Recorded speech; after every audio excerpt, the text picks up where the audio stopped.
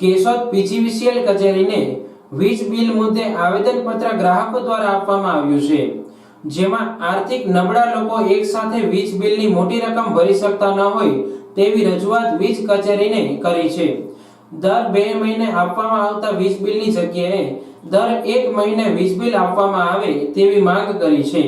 વીજ કચેરીએ 2 મહિનાની જગ્યાએ ક્યારેક 2.5 મહિને વીજ બિલ આપતી હોય જેવી અનિયમિતતાના કારણે વીજ બિલની રકમ મોટી થતા આર્થિક નબળા લોકો મોટી રકમ ભરવા અસક્ષમ હોય છે। આ રજૂઆતને ધ્યાને લઈ પીજીવીસીએલ કચેરીએ ઉચ્ચ કક્ષાએ પહોંચાડવા હૈયા ધારણા આપી છે।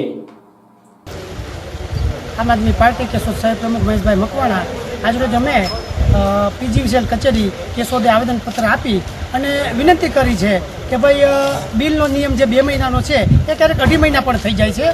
તો વિનંતીસર રજૂઆત છે કે ભાઈ આ નિયમના હિસાબે ગરીબ માણસોને પોસાતું નથી।